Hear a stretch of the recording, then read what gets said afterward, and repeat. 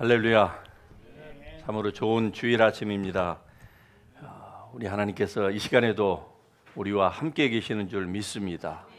여호와의 눈은 온 땅을 두루 감찰하사 전심으로 자기를 찾는 자들을 위하여서 능력을 베푸시기를 준비하고 계시는 줄 믿습니다. 이 시간에 우리가 이렇게 하나님의 말씀을 또 듣는 이 귀한 시간을 갖게 되면 얼마나 감사한지요. 오늘 같이 은혜 나누실 하나님 말씀 골로새서 1장 9절의 말씀을 우리 같이 한 목소리로 같이 읽겠습니다. 같이 읽습니다. 이로써 우리도 듣던 날부터 너희를 위하여 기도하기를 그치지 아니하고 구하노니 너희로 하여금 모든 신령한 지혜와 총명에 하나님의 뜻을 아는 것으로 채우게 하시고. 아멘. 예, 자리에 앉아 주시기 바랍니다.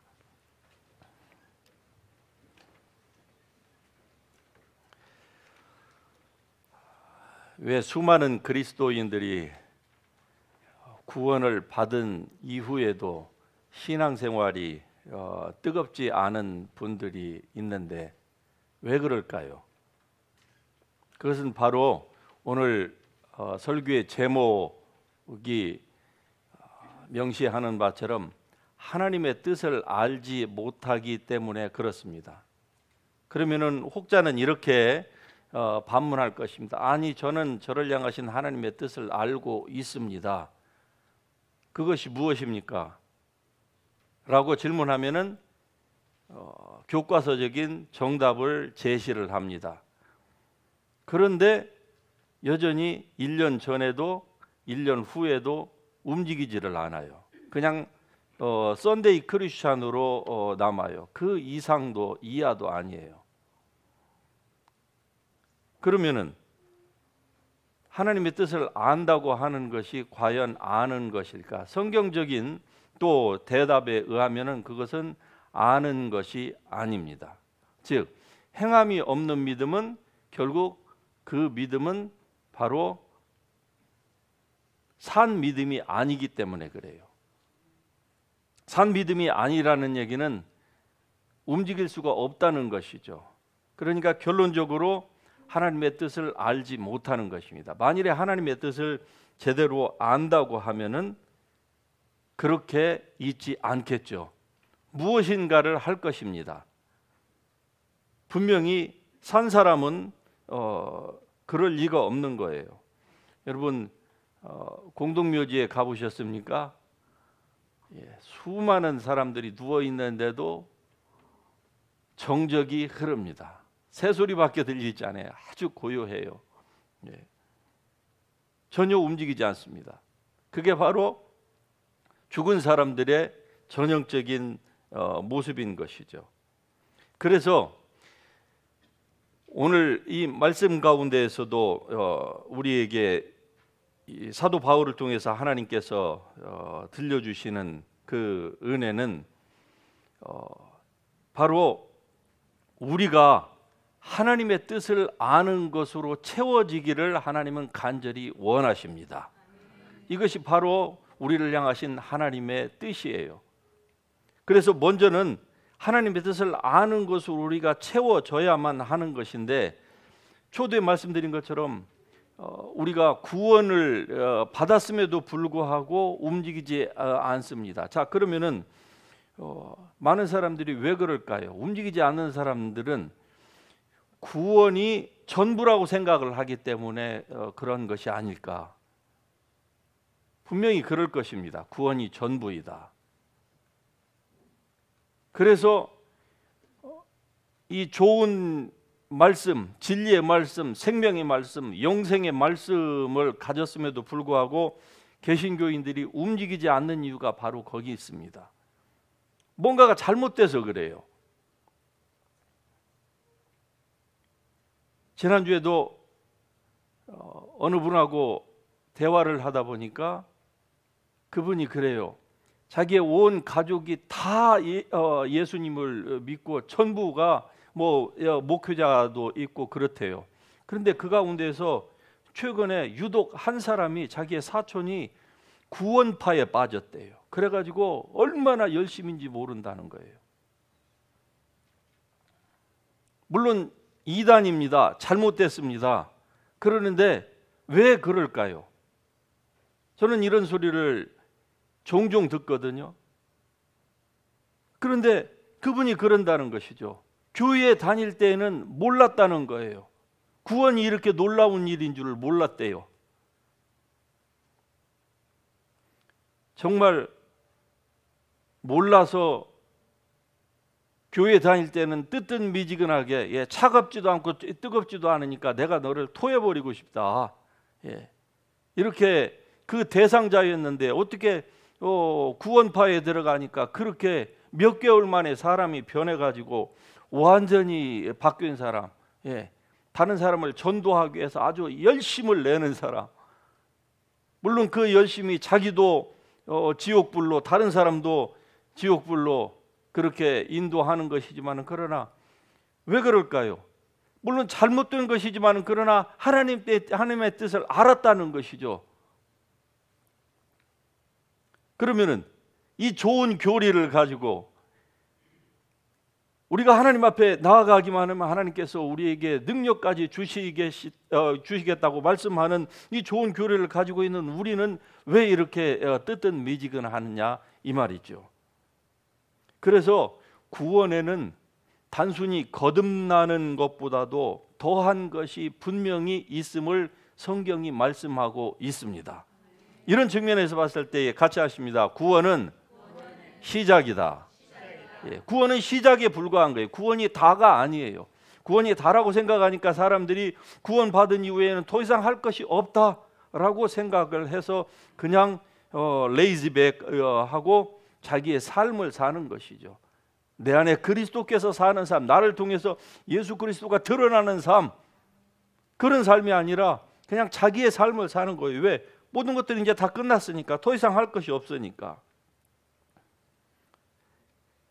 그래서 하나님은 우리의 죄를 용서하는 것보다 더 많은 것들을 가지고 계신다고 하는 사실을 여러분이 아실 수 있기를 축복합니다.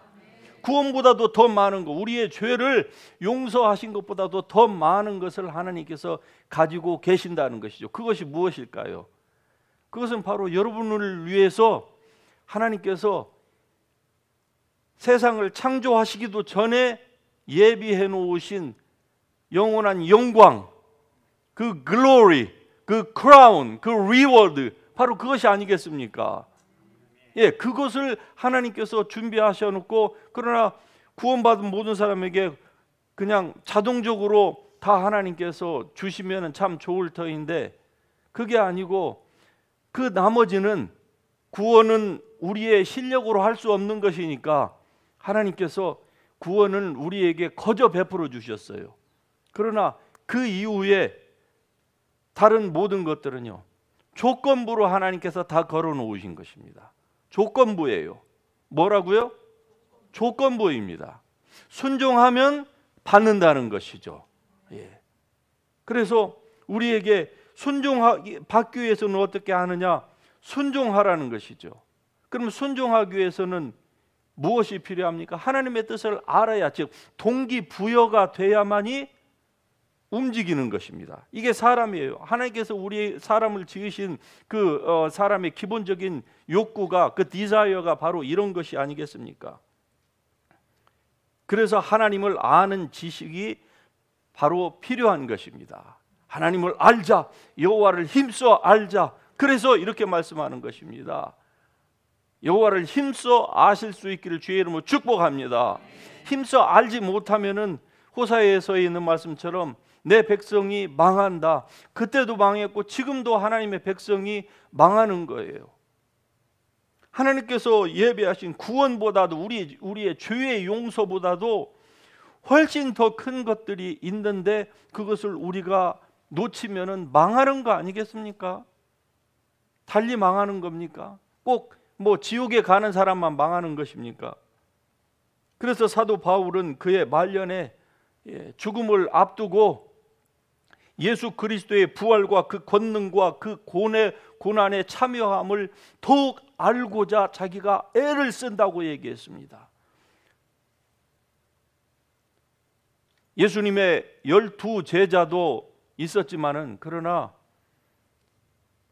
그 어떠한 12 제자 못지않게 예수님께서 전하신 그 복음을 가장 잘 이해한 그 사도 바울, 일평생을 정말 줄다름치면서 달려왔던 그 사도가 이제 자기를 위하여 영광의 면류관이 예비되었다고 하는 것을 자기의 영의 눈으로 바라보면서 고백했던 그가 죽음을 앞두고 그 감옥에서 내가 그리스도의 부활과 그 권능과 그 고난의 참여함이 무엇인지를 알고자 하여서 그리스도와 함께 죽는다는 것이 그 무엇인지를 더욱더 알고자 한다. 무엇이 있는 거 아니겠습니까? 그 위대한 사도가 지금 이렇게 얘기할 것 같으면은, 자, 이러한 사도의 신앙과 오늘 대부분의 그리스도인들의 가지고 있는 신앙을 한번 단순 비교해 볼까요? 신앙생활을 오래 한 사람들은 제가 주위에서 이렇게 보면은요, 한 보통 이 젊은 시절도 열심히 하고 20대 30대 열심히 해서 한 50대 정도만 되잖아요. 그러면은 제가 보니까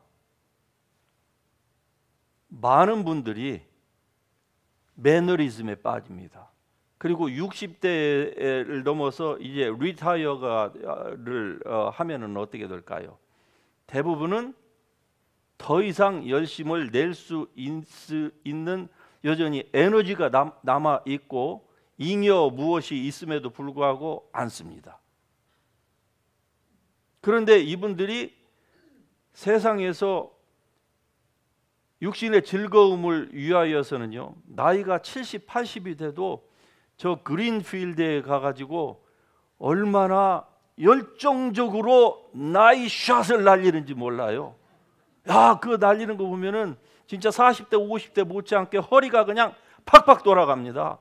어디서 그 힘이 나오시는지. 그런데 신앙에 있어서는 더 이상 노 땡큐예요. 그리고 교회만 오면은 대접받으려고. 왜 그럴까요?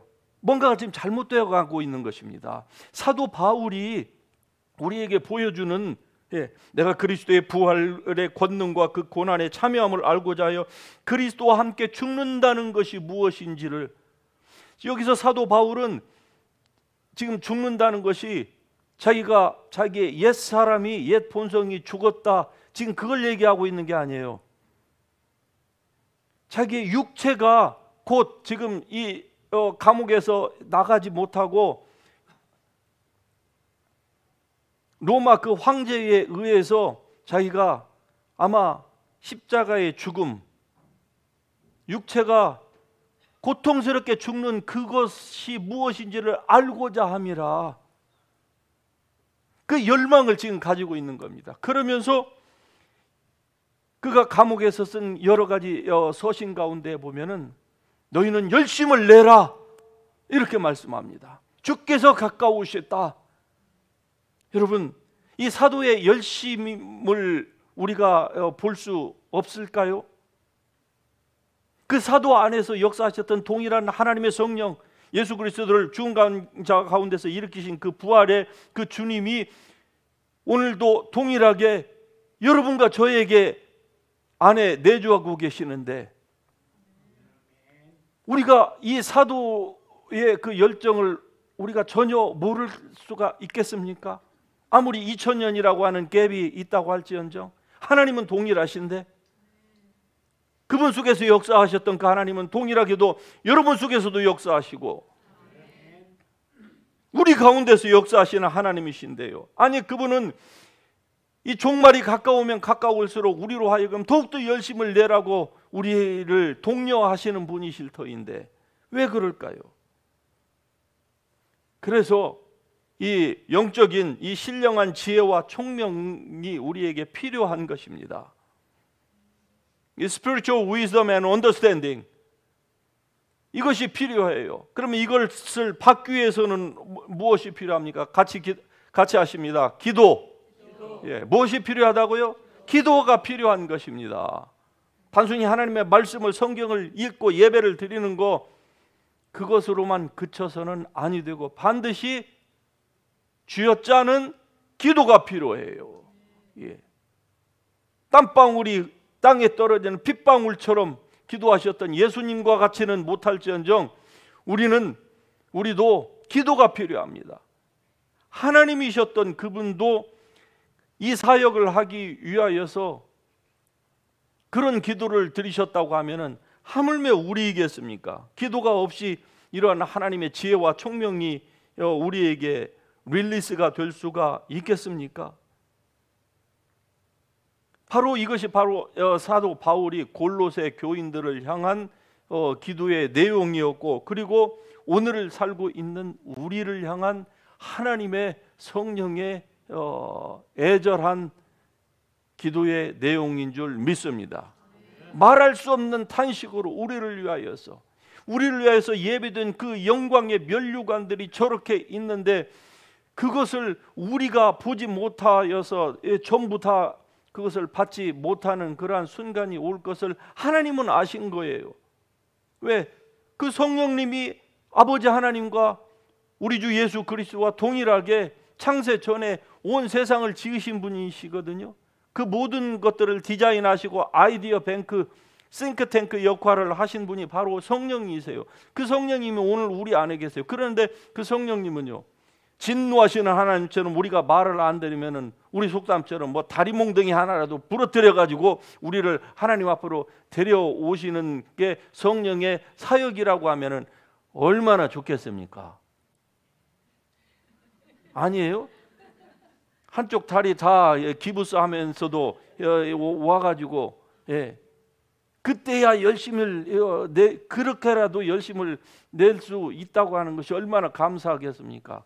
그런데 그건 성령의 사역이 아니에요. 많은 사람들이 착각합니다. 성령님은요, 우리를 진리 가운데로 그냥 인도하시는 분이십니다. Is that it? Yes, that's it.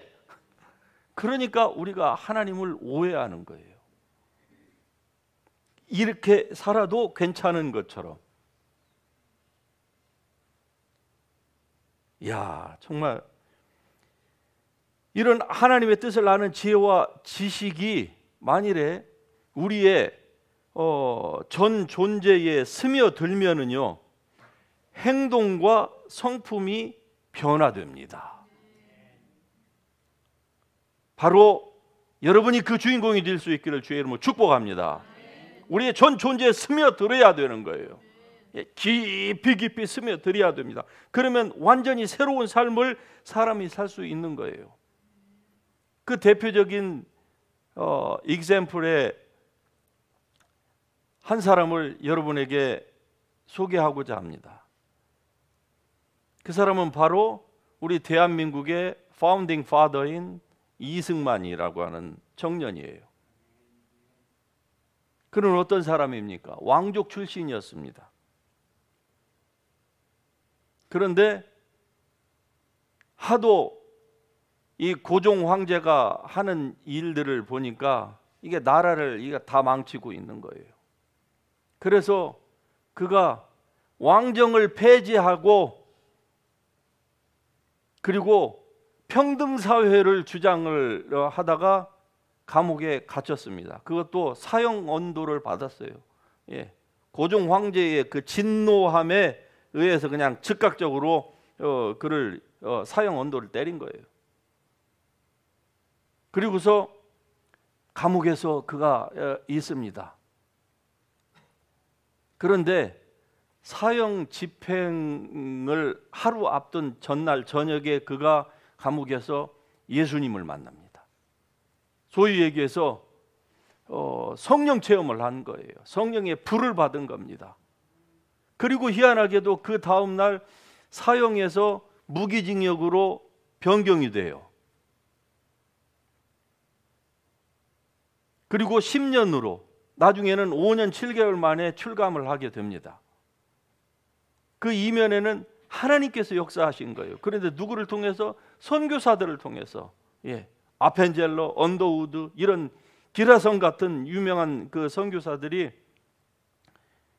고종에게 직언을 한 거예요. 왜? 고종이 죽을 뻔한 것을 이 선교사들이 살렸거든요. 그 아관 파천 뭐 이런 거 들어보셨죠? 일본이 왕을 잡아가려고 할 때에 러시아 공간으로 빼고 하는 그 모든 것들을 통해서, 그래서 선교사가 황제하고 직통 라인이 있었어요.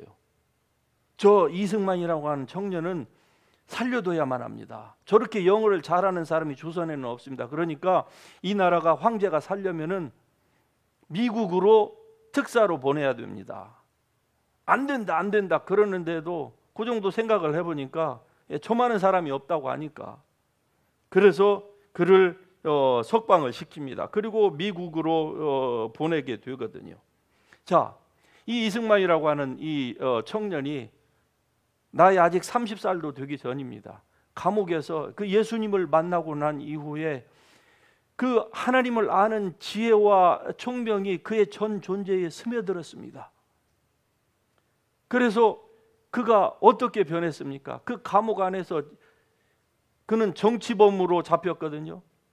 그래서 정치범 수용소 한성 감옥이라고 하는 가장 이 열악한 그곳에서 갇혔는데, 거기에 있는 정치범들을 100% 다 전도를 했어요. 40여 명이나 되는 그 모든 죄수들을 다 전도하고, 그리고 그곳에서 독립정신이라고 하는 책을 썼습니다. 그 독립정신 안에 무엇이 들어가 있느냐? 지금 현재 대한민국을 떠받치고 있는 4대 기둥 중에 하나, 기독교 입국론이라고 하는 그의 그 티어리가 거기에 들어가 있어요. 그리고 그 책을 그가 나중에 미국에 와서 1910년에 LA에 와서야 드디어 퍼블리싱을 하게 됩니다. 왜?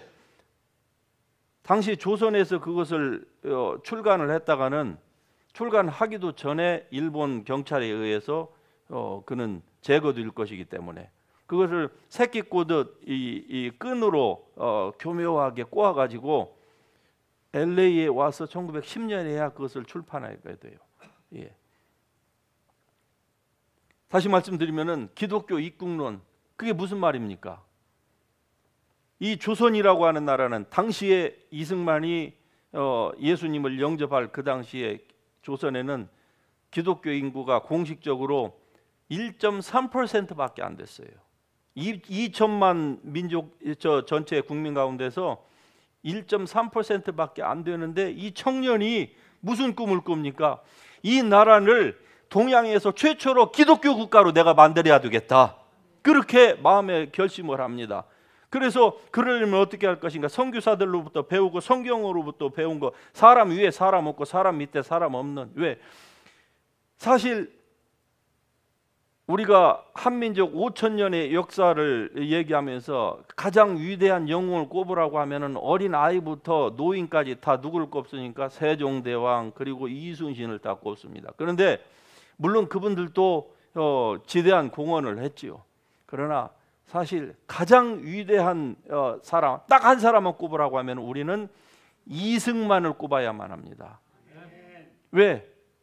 다른 분들도 좋은 영향을 미쳤지만은 이승만이 없는 대한민국은 아예 없기 때문에 그래요. 가난으로부터, 그리고 그 지긋지긋한 신분제를 철폐하고, 그리고 오늘이 있게 한 하나님의 축복을 불러온 장본인이 누구냐? 이승만이에요. 그리고 그가 미국에 와서 프린스턴 또 뭡니까? 조지 워싱턴에서 BA를 하고 하버드에서 MA를 하고 프린스턴에서 PhD를 4년 7개월 만에 끝냅니다. 지금도 이 기록은 동양인 가운데서는 아직도 지켜지고 있다고 하잖아요. 아이빌리그를 보통 대학 4년이잖아요. 그런데 PhD까지 동양에서 온 사람이 4년 7개월 만에, 그러니까 이 천재잖아요. 그런데 그가 미국에 와서 공부하면서 더더욱 자기의 생각을 굳힙니다. 아, 내 생각이 맞구나. 이게 하나님의 성령께서 나에게 주시는 마음이야. 그리고 여기서 편안하게 교수로 살 수 있음에도 불구하고 만류하는데도 가잖아요.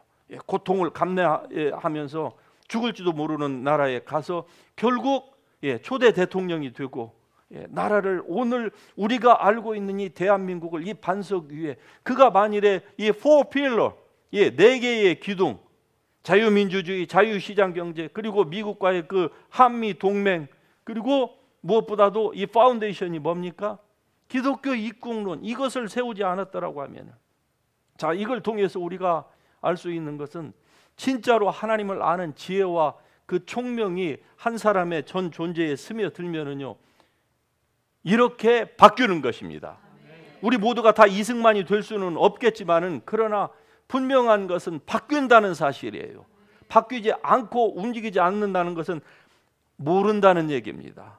여러분이 알 수 있기를 주님의 이름으로 축복합니다. 그래서 오늘 설교의 결론적으로 우리가 하나님을 아는 이 지식으로 채워지기를 하나님께서 간절히 원하신다고 하는 사실을 여러분이 분명히 아실 수 있기를 바랍니다.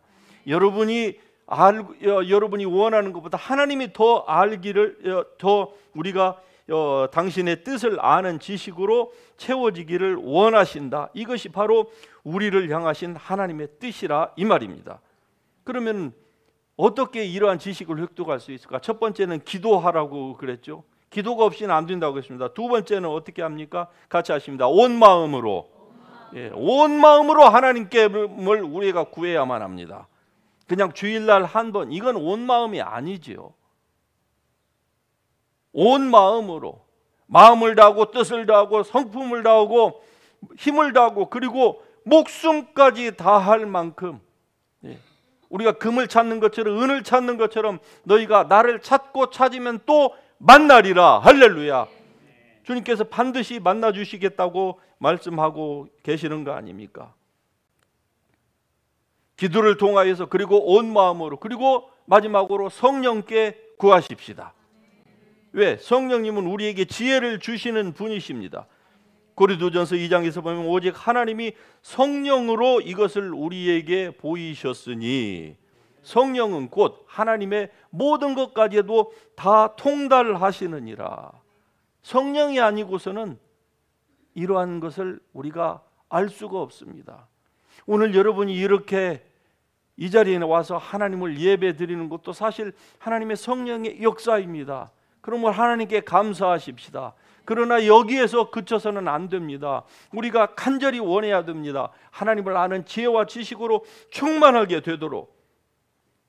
이렇게 되기 위해서는 성령을 구해야 되는데, 성령을 구한다는 것이 구체적으로 무엇을 의미합니까?